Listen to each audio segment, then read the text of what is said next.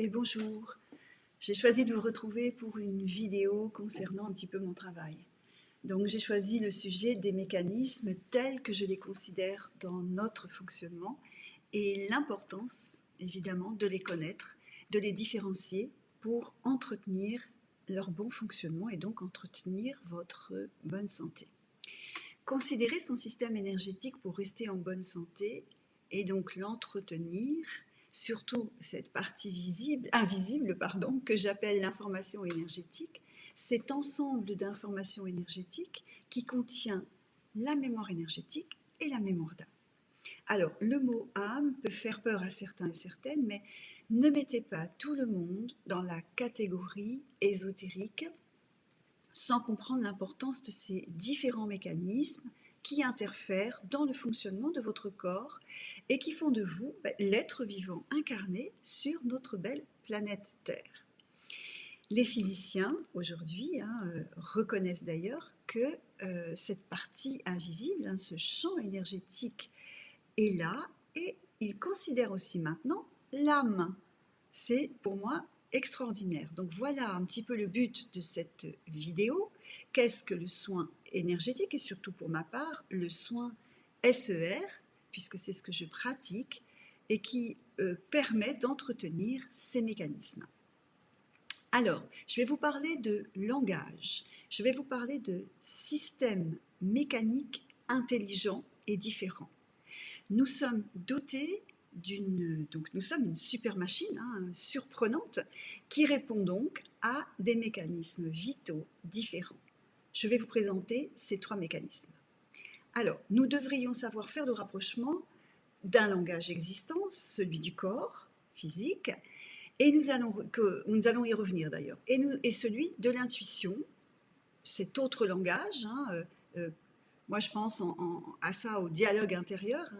Là, je vais faire une petite parenthèse sur ce langage peu connu, ou plutôt peu reconnu, qui est celui de l'âme.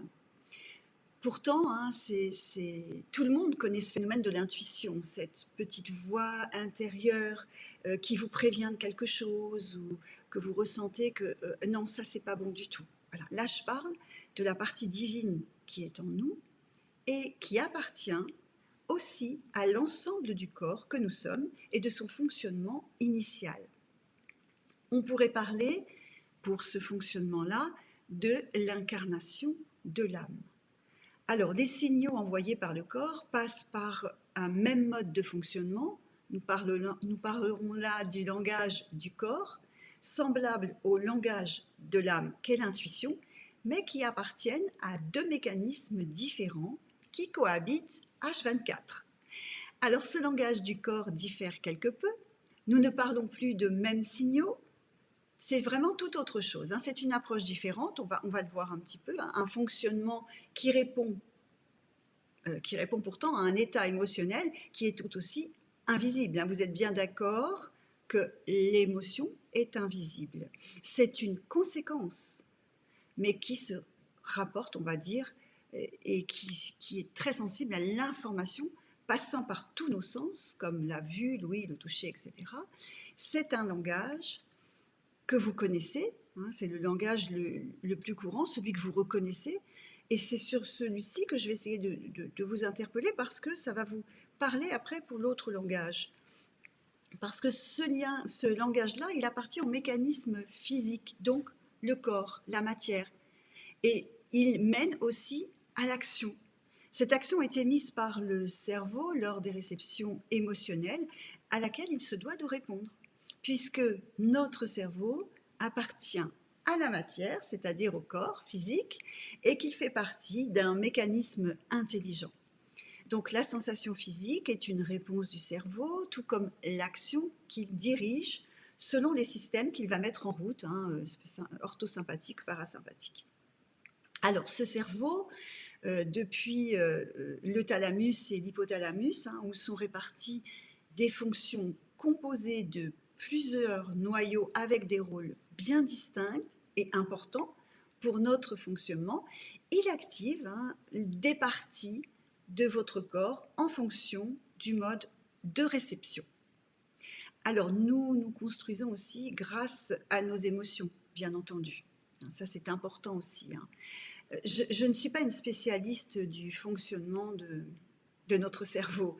Donc, je vais en rester là, hein. Je vous laisse, si vous êtes curieux, découvrir, parce que c'est très, très intéressant, tout ce mécanisme du cerveau, vraiment, hein. Enfin, en fait, il n'empêche qu'en regardant d'un petit peu plus près, il s'avère que notre cerveau est le chef d'orchestre de notre corps physique et de son mécanisme. Alors j'ai envie de dire, hein, que des lois de fonctionnement sont bien établies en fonction de la réception des informations véhiculées par le corps via le passage du cerveau. Alors, comme le ressenti ou l'émotion. Alors, c'est peut-être un petit peu simpliste, hein, ce que je vous dis là, hein, mais moi j'aime les choses dites simplement. Je vous encourage à être curieux, toujours. Alors, l'exemple qui me vient à l'esprit aussi et qui répond à ma façon de penser quant aux fonctions de l'information est le sens des mots MAUX. Quand, quand nous regardons le décodage des maladies, et je vais citer une personne, c'est Bernard Tillon, qui m'a permis de découvrir toute cette puissance et place qu'occupe notre cerveau dans notre fonctionnement. Il parle de la réaction de survie du cerveau inconscient. Alors, il y a aussi, je vais citer le travail de Christian Flech également, hein, qui lui parle beaucoup aussi du décodage biologique des maladies, le maladie, hein, maladie. Donc, voilà, tout ça, en fait, ce sont des conséquences et nous pouvons l'associer à une forme de langage envoyé par des signaux du corps. Tout cela pour vous dire que le corps exprime et nous donne les directions parfois très peu comprises, surtout si l'ego s'en mêle. Alors, le mental aussi peut bloquer le langage du corps, ce langage, hein, tout comme il bloquera le langage de l'âme. Ça, c'est un détail très important. Donc, la sensation physique, le sentiment et l'émotion sont des signes avertisseurs utiles aussi. Ce sont des langages pour nous guider sur un choix de vie, mais aussi sur un dysfonctionnement. Alors, tout en faisant attention à notre état émotionnel, hein, parce que quand il y a des émotions négatives, elles peuvent très bien contraster l'état d'alerte réceptif. Le corps utilise des signaux comme avertisseurs pour traduire une problématique, comme ceux, personnellement, qui m'ont permis, moi, par mon expérience, d'être là aujourd'hui. J'en suis vraiment le témoin, donc c'est pour ça que j'en parle de ça, parce que en repérant une partie de mon corps avec un signe très parlant que quelque chose n'allait pas du tout, et en conséquence, sans lien médicaux plausible, hein, ce signal était une lecture visible de ce qui était en train de se passer pour moi dans mon corps. Et donc j'ai été prise en urgence et il se trouve que ce signe d'alerte était juste.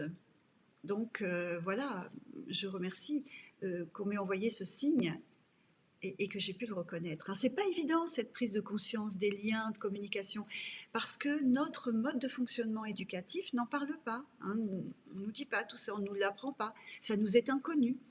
Donc il y a une personne que j'aime beaucoup, c'est le docteur Bach qui nous disait « guéris-toi toi-même ». Bon, il avait tout compris avec les fleurs de Bach. Et oui, guéris-toi toi-même, mais à condition d'en reconnaître les signes aussi. On est bien d'accord. Alors, tout ce magnifique fonctionnement de notre matière est ce que je nomme le mécanisme intelligent de la matière. Premier mécanisme. Alors, ça, c'est quand même, voilà, vous voyez, hein, ce mécanisme, il appartient à notre corps physique, hein, nos organes, notre matière dans la totalité et son intelligence et son langage, et tous ces états forment ce mécanisme de la matière. Je vais maintenant vous parler du deuxième grand mécanisme, le mécanisme énergétique intelligent. Alors, ce mécanisme appartient à notre partie invisible. Notre système est un fonctionnement contenant un ensemble d'informations incroyables que je nomme la mémoire énergétique. Ce flux énergétique constamment actif dans notre écosystème vital et qui reste en constance avec les champs magnétiques qui nous entourent. Il est réceptif et évolutif. C'est l'encre qui va aussi servir à marquer les données concrètes à votre mémoire de l'âme. Nous avons avec SER développé un protocole de soins adapté à cette intelligence énergétique qui est propre à chacun. Alors, des études ont été vraiment rondement menées au cas par cas pour obtenir des résultats reproductifs. Ça, c'est très important. Alors, cette partie invisible est tout aussi importante que celle de notre aspect physique, hein, et bien malheureusement trop peu considérée, voire même oubliée, et pour certains, moquée.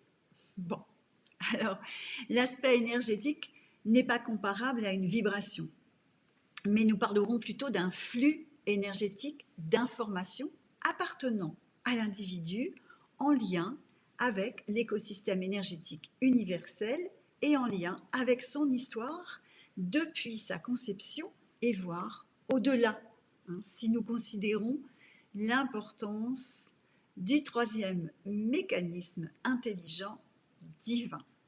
Mais je vous en reparle un petit peu plus tard de ce mécanisme. On va y venir, hein. La fonction de notre mécanisme énergétique renforce le mécanisme physique. L'un et l'autre forment un ensemble harmonieux pour un état vital qui ne peut être considéré individuellement. Donc cette mémoire énergétique se situe tout autour de votre corps physique, hein. Elle épouse parfaitement le corps.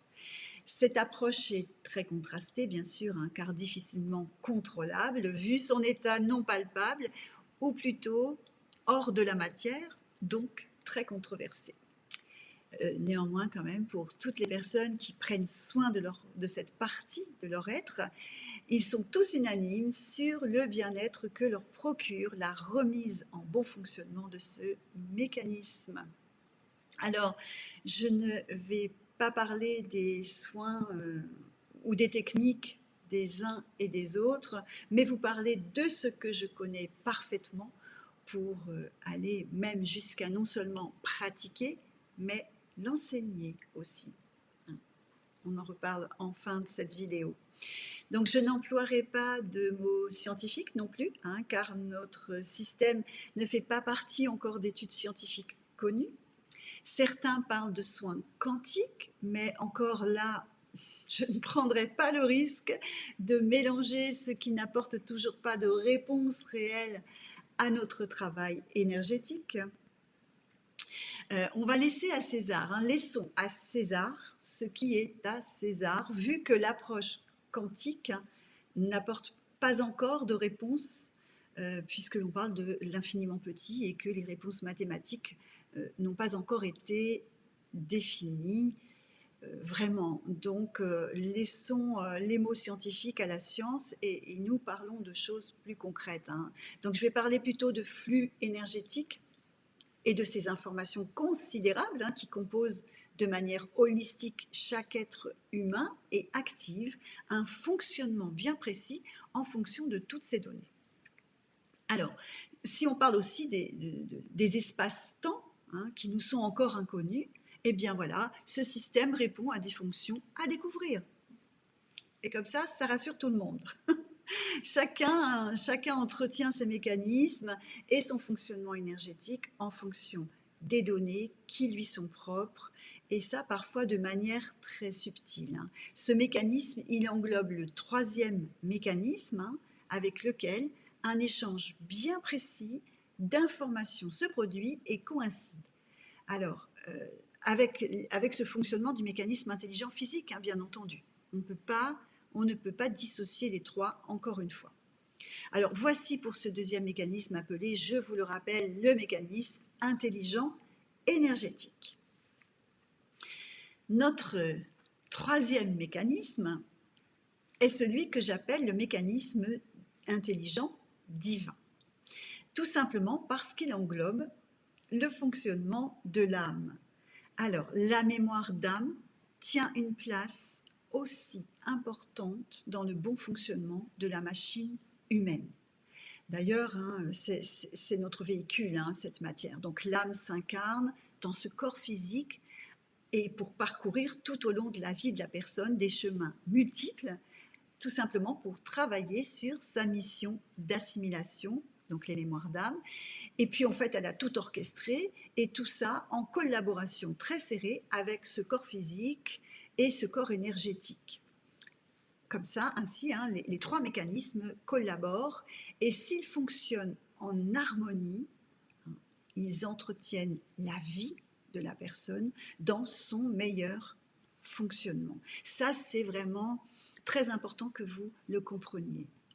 L'âme, elle a déterminé pour cette incarnation bien des choix qui lui seront utiles pour son ascension, mais aussi pour sa mission de vie.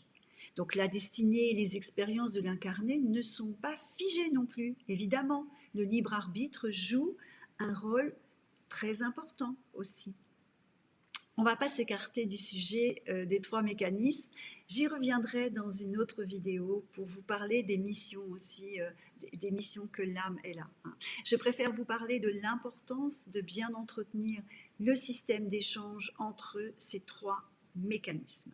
Car en fait, votre équilibre vital et émotionnel aussi, en fait, en dépend.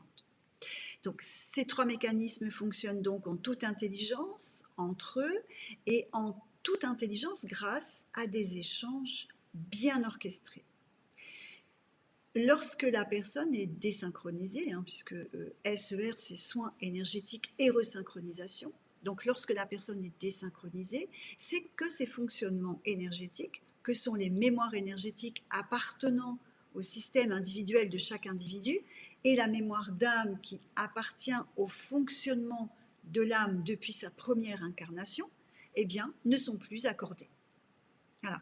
Lorsque l'âme n'a plus sa place, elle se désynchronise du mécanisme et donc déstabilise, déséquilibre le bon fonctionnement. Donc la personne se retrouve perturbée, elle n'est plus bien dans sa vie, c'est plus où elle est, hein. Dans son environnement aussi, elle perd les pédales, on va dire en quelque sorte. Et donc, on peut dire de cet individu qu'il est déséquilibré, sa santé même peut en pâtir.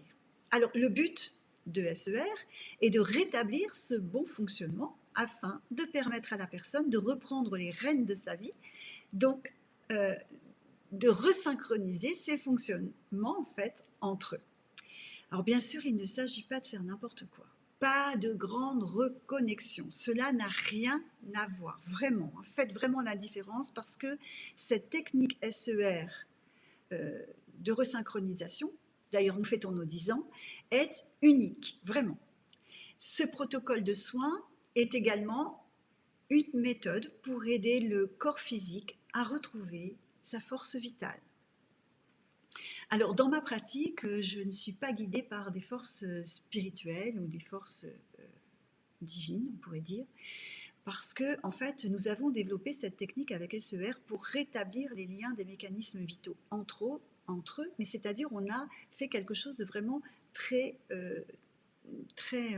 technique, entre guillemets, dans l'énergétique. Donc le protocole permet de rééquilibrer tout le fonctionnement énergétique en le débarrassant des parasites ou autres dysfonctionnements nuisibles qui pourraient atteindre et perturber la fluidité de ces échanges. Ce protocole vise aussi à rétablir les fonctionnements des flux, de protéger les mécanismes, donc de protéger la personne de toutes les influences qui pourraient y avoir néfastes. Et donc, le mécanisme physique, le mécanisme énergétique et le mécanisme divin reprennent leurs fonctions et permettent de rétablir des désordres du corps physique, de soutenir la personne qui est déjà dans la souffrance du corps aussi, que ce soit émotionnel ou physique. Alors bien sûr, ce n'est pas des miracles, hein, encore une fois, il y a un entretien aussi à faire. Hein. Donc, encore une fois, j'ai envie de vous dire, ne négligez plus cette partie énergétique. Si vous êtes curieux, vous pouvez me retrouver sur mes sites, hein, serformation.com ou florence-leoto.com. Vous y retrouverez des vidéos, des témoignages, vous y retrouverez mes formations en soins. Il y en a une là bientôt. Voilà, donc tout cela, c'est avec vraiment tout mon cœur que j'avais envie de vous présenter SER un petit peu plus avec ses mécanismes. Et puis, si vous voulez découvrir aussi, d'un point de vue de l'âme, ce langage de l'âme, eh bien, écoutez, hein, je vous propose de découvrir mon livre que j'ai écrit, qui est sorti au mois de décembre. Écoute le murmure de ton âme et tu trouveras ta mission de vie. Voilà. Euh, j'ai eu beaucoup de plaisir à préparer cette vidéo. J'espère qu'elle sera aussi très agréable pour vous. N'hésitez pas à mettre un petit pouce en l'air. Ça me fait plaisir, comme les enfants en fait. C'est bête, mais voilà. Et eh bien écoutez, je vous souhaite plein de belles choses sur votre parcours de vie.